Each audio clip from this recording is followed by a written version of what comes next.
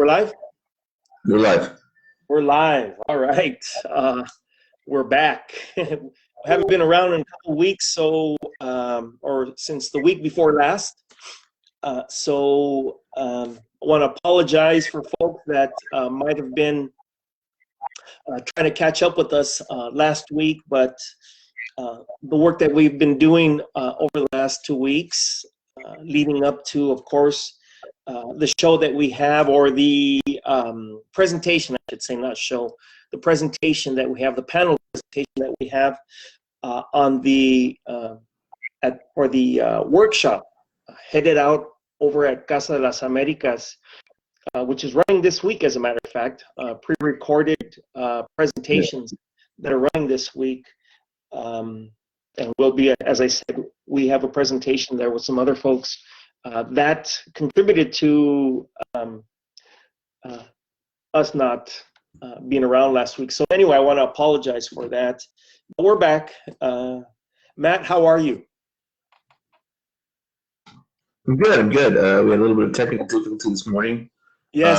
But which is, not the best, but because I got another thing later on where I have a camera hooked up to that laptop. Anyways, technology. Yeah, technology. It got in our way. But we're making the best of it. So anyway, a big welcome to everyone that is joining us this morning, and those of you who will join us later on. Also, a big welcome to you each. I'd like to begin by sharing that we will be discussing chapter 15, and this week's presentation constitutes the last attention to chapter 15 in this series of talks that we've been doing over the last 7 or 8 months or so. Slow reading, but very attentive and very detailed attention, nevertheless, to the substance of this book that has been so instrumental in helping folks understand the context of their lives, and certainly the progress, development of history over the last 500 years, as a matter of fact. But in any case, what I'd like to do today is, of course, address one of the concepts in this chapter. Address one of the concepts that we haven't given enough attention to, as far as I'm concerned, which is the concept and the practice of cooperation. And I'd like to couple this attention, Matt, to something that we have addressed on and off throughout our reading, which is this concept and the practice of mediocrity. I'd like to address this as well. I think about, as I was preparing for today's talk, I was thinking about how these two things converge, and how in a moment when we are super connected, when we are hyper connected, case in point, of course, is our connection with folks in La Habana, Casa de las Americas, and everybody else is connected to them, right? In a moment when we are super connected, when so many interesting and wonderful possibilities present themselves, so much is done by way of this technology that folks often, unfortunately, troll one another. They attack one another and effectively obstruct an opportunity for working class folks to appropriate technology as it exists, for their ends. But before we get into all of that kind of discussion, I wonder how you might help folks to think about cooperation and mediocrity, such that folks are introduced to the stuff of chapter 15, to the last things of chapter 15. Well, I mean, it's not just it's a whole, there's a whole like kind of psychic assault on people in this culture where there's we talk about the concept of mediocrity. Well, what is mediocrity? When we talk about mediocrity, we're talking about people being trained to go in and do work that no one else wants to do because it's low paid and because it's potentially dangerous, right? And so then a certain kind of Marx talked about the commodity fetish, a certain type of social positioning of jobs fetish attached itself to like that. So now pushing a mop becomes debased. Something really debased and pushing a mop. The floor is dirty. Mop's the best way to clean it. It's very, that's very sound work, right? That makes sense, right? The only reason it's debased is because it's not paid well. And so because it's not paid well, it's looked down upon. It's looked down upon. It starts taking on these kind of ethos. Now, all of a sudden, hey, you're training our kids to be janitors, and that's messed up. Well, okay, the reason it's messed up is because it doesn't pay well. And so, you have these positions in society within this division of labor that people, whole communities are being trained for. People who live in neighborhoods are being trained for. The people in those neighborhoods come from historically shaped groups, right? Okay. Now, within that, you have this entire culture that's always that promotes this concept of the individual who escaped the circumstance to which they were born, right? That is highly, highly prized in American society. This idea that you as an individual escaped it. You escaped it. You are a credit to your community, right? Once it's racialized, you get that as well. But even if it's not so much, even if that angle's played down, or if that angle's not present, it's still this idea of you left this place where people don't leave, right? And wow, you're great.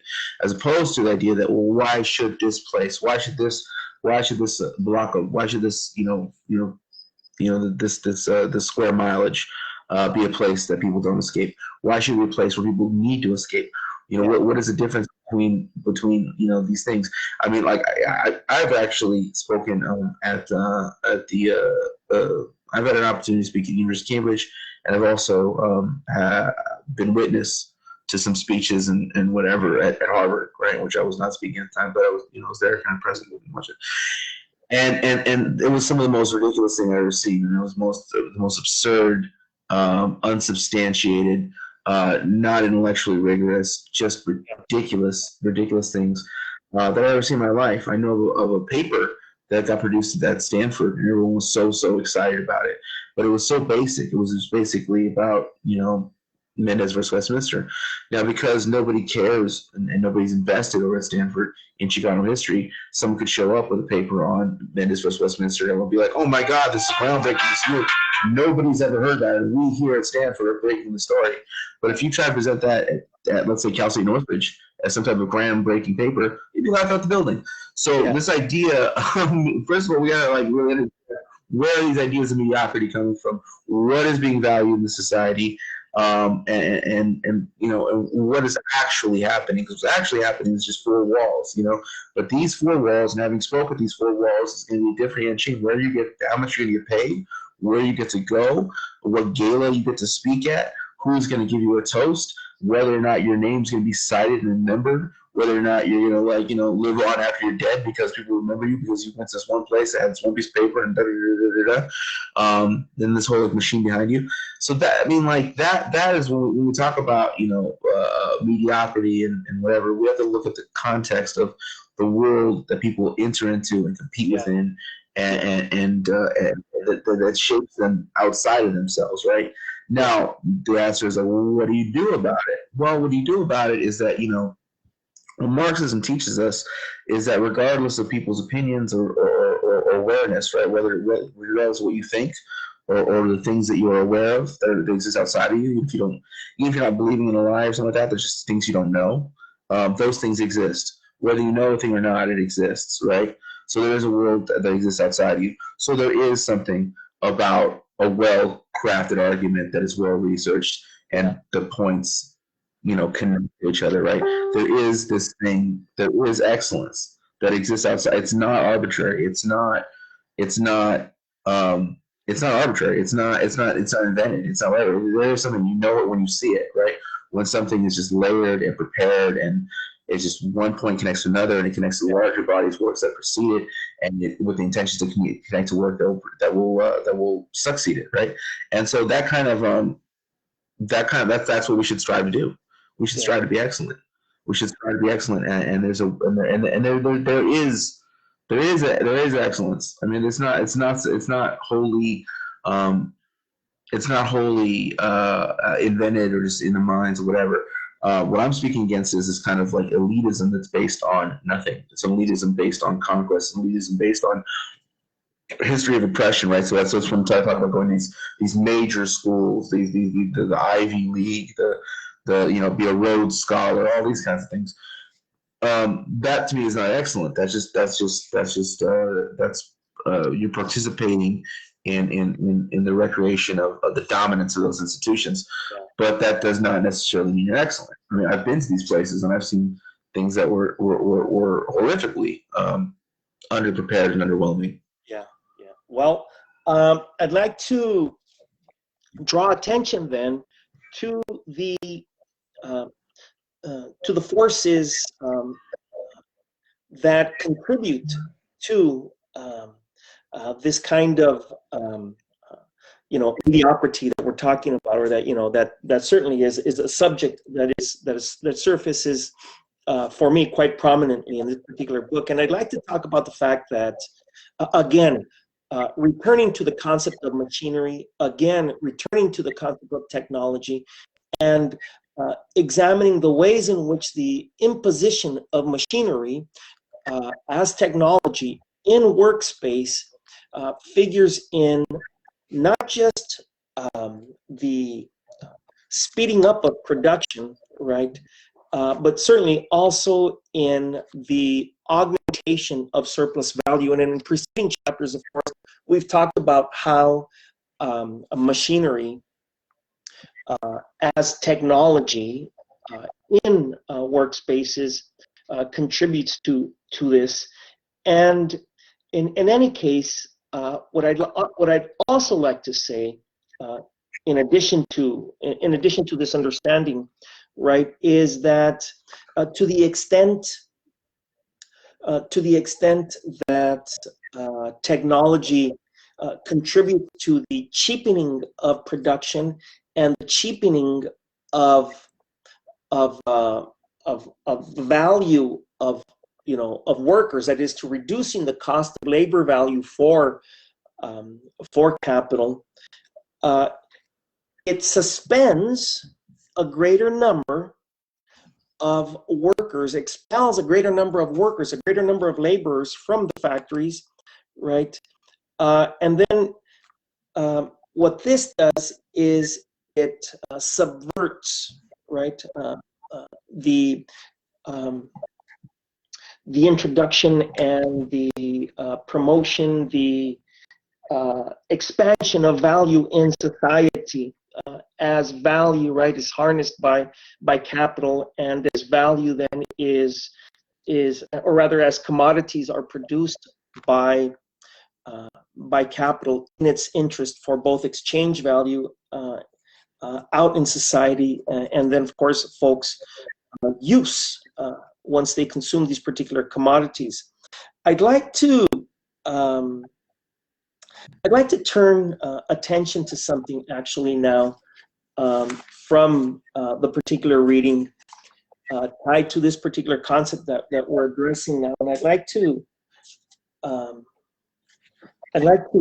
read it to get us to think about this concept a little further, and then afterward ask some questions. And the reading goes like this. It says, if then the capitalist employment of machinery on the one hand supplies new and powerful motives to an excessive lengthening of the workday, and radically changes as well the methods of labor, as also the character of the social working organism, in such a manner as to break down all opposition to this tendency. On the other hand, it produces, partly by opening out the capitalist new strata of the working class previously accessible to him, partly by setting free the laborers it supplants, a surplus working population which is compelled to submit to the dictates or to the dictation of capital. And I'm thinking then at this point of the fact that by converting labor in such a way as surplus, as he calls them, a surplus working population, what's happening here is that there's this cyclical race to the bottom in the economy that is fueled by the ever pursuit of reduced labor value and increased surplus value. And it takes place in the context of industries whose capitalists are as much in competition with labor as they are with each other. Thus, each seeks to gain more surplus value than the other in order to monopolize for this thus each seeks to gain more surplus value than the other in order to monopolize the industry. Methods for this to take place are like the ones mapped in this chapter. And I was thinking about, as I was reading about this, I was thinking about this cyclical relationship such that relative value is converted into absolute value, and then absolute value is converted itself back to relative. That is that there's this cyclical relationship, and as this cyclical relationship proceeds, always cutting at the corners, and then cutting costs, and contributing to the I'm trying to think of a verb here that speaks to the promotion or to the attack on the culture of the working class.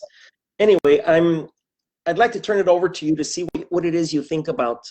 Again, I think with this question of the culture of the working class, I think this is where kind of like I think Marx put a little too rosy a view, or not rosy view, that's the wrong way of looking at it, but put a little bit too much emphasis on like the inherent nature of the world that he did not want it to get destroyed, right?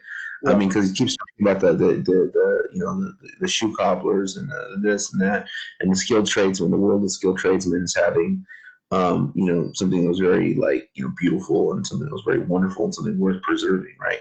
So today I think about people who are, let's say, in the teaching profession, talking about all I need is one piece of chalk, a piece of chalk, a chalkboard, and a child's mind, and I will just be blah blah blah, as though there is something inherently beautiful and magical about a piece of chalk, a chalkboard, and having 20 students sitting in front of you, right, in these desks, right, as if there's something that is just eternal and cannot be lost, and just should not be lost with that exact arrangement. So people get very sentimental about the exact arrangements they live under, but the reality is that those arrangements change, and the subsequent generation will get very sentimental about the arrangement that they live under, right? We build our sentiments out of reality, right? So we build our sentiments out of our lives. Yeah. So Marx would write about the factory as being this dehumanizing, horrible place that's just ripping the souls out of the workers, right? And that was, their surplus laborers, they're ripping their spirit out of them or something. And so he would write about it in that kind of way, like a vampire, this and that.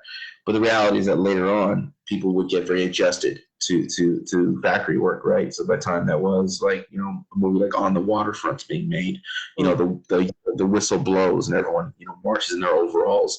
So you go put in an honest day's work next to their assembly line brothers, right? And that becomes the way they shape their lives. It's not demeaning. It's not horrific. It's not like terrible. My soul's not being ripped out of me. In fact, this is how I show, this is how I define my work. This is how I define my life. This is where I find my value in community with these other workers, my fellow workers. the Soviets did the same thing. The Soviets had a hammer, this guy in overalls, and like this, his family, they're all looking at this, and even the child looking up like this, right? So to the brave new future, right? Very industrial, very the child's very child's got this industrial line face on his book with his books, right? And so like that kind of ethos of like doing your part on the factory line became what people felt, both in the United States and in the Soviet Union, throughout the world, about factory work, right? So people began to naturalize factory work, and then the loss of factory work, you saw this huge psychic blow. And this is about the time I'm born, right? This is during the time of Reagan, right? And that lasts for a little bit. People are freaked out, like the entire, yeah. A huge portion of the career of Bruce Springsteen is made possible by this, right? And so that becomes part of, that becomes this great shock, this great, like, oh my God, what's going on? But then people get used to today. So now today people are used to this like gig economy, the Uber economy. You got to hustle, you got to do this, you got to do that. And people begin to naturalize that. They begin to take on that work ethic, that ethos. And so I think when we talk about working class culture, I mean, what we're talking about is the culture of people who are proletarian, who must sell their labor, who must sell their labor in order to live, whose lives are not dependent upon the labors of others, but rather the labor of themselves, right? And so they're the ones who have to figure out how they can survive and do these things, right? And so because of that, but their culture always arises out of their material conditions, and those material conditions have a tendency to change along with technology. So the assault that comes upon on their culture is really an assault upon the proletarian. And what that will look like is depending upon the working conditions of the proletarian. Give me 1 second. I need to get a charger of my computer die.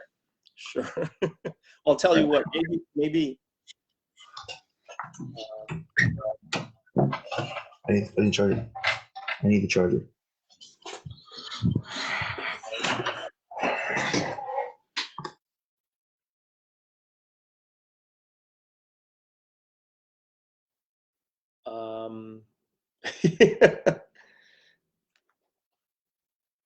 I'll tell you what.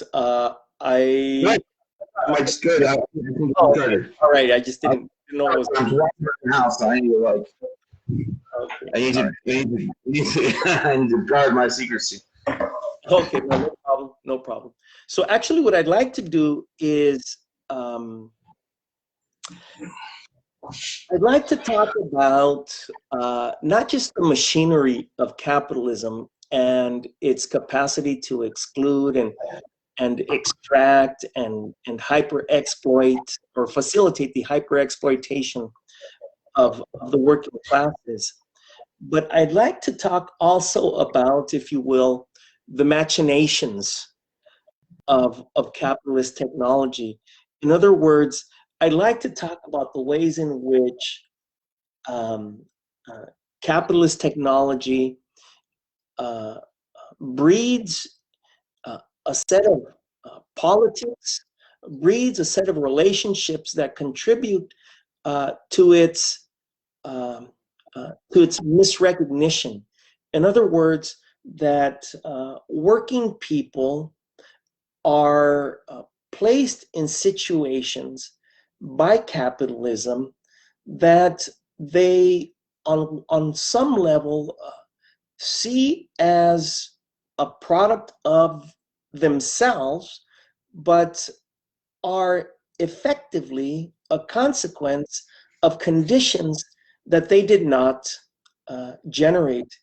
And of all things, I'd like to talk about just a little bit, right? The culture of yoga, of all things, and particularly the culture of yoga, not in someone's home or not even at the yoga studio, right? But the yoga that is offered as an outlet, as a space to de-stress and to achieve some degree of peace or rather at the workspace. It seems to me,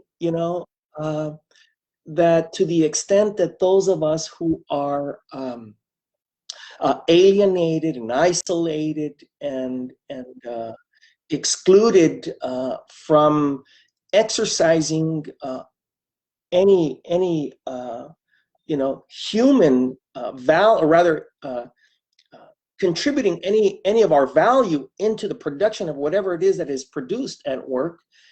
It's and to the extent that we misrecognize and are inattentive to these things, and to the extent that we are channeled into these self-help exercises in the workplace, we facilitate and effectively contribute to the reproduction of our very isolation, our very exclusion, under the guise of inner peace. Before I see you want to say something, go ahead. Anyway, so what I'd like to do is I'd like to address this a little further, right? By talking about the ways in which this is a strategy that is imposed upon labor, right? And here is opportunity to note that the mode precedes the method. In other words, the method may be harnessed to establish new modes, but this requires a mapped intervention within the capitalist mode that has surplus value generation as its aim.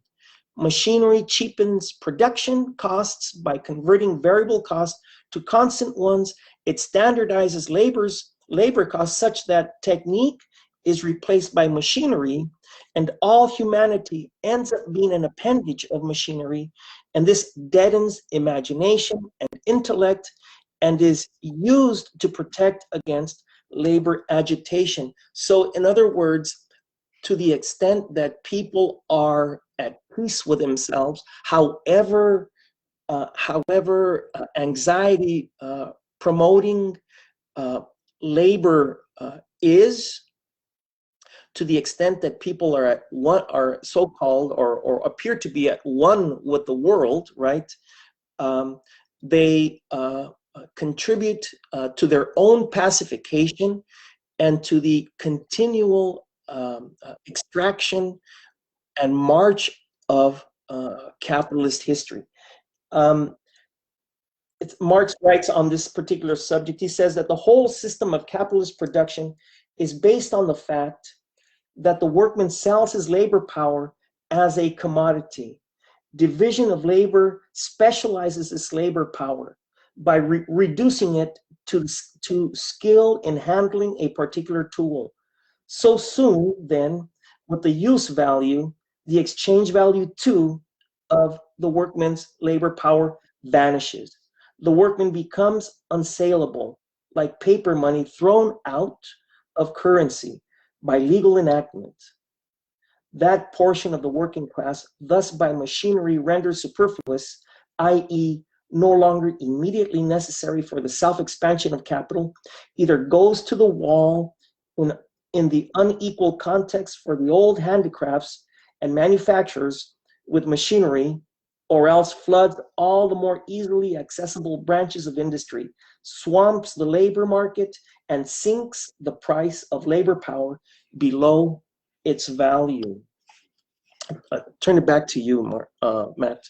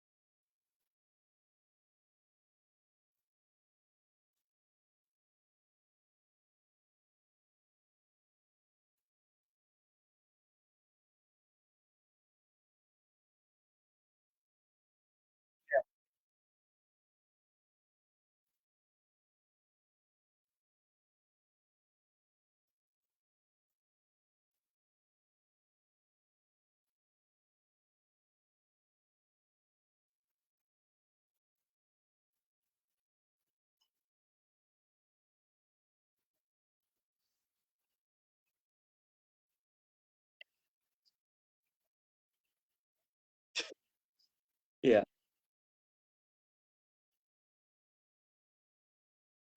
Yeah.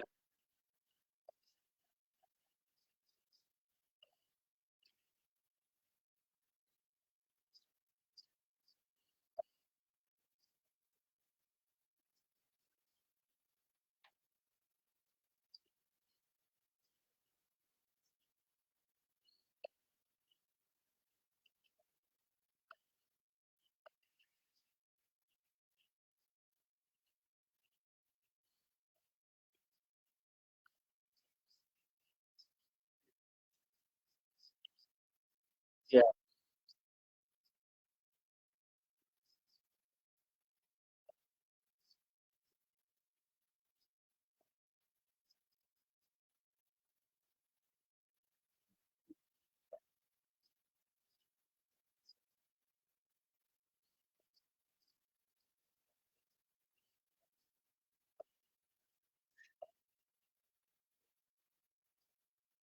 Matt, you're inaudible. It says here we can't hear Matt at all. Um, hope somebody gives us a signal. Karina, you've been very kind to let us know. Thank you. Um, hope somebody gives us a signal about that.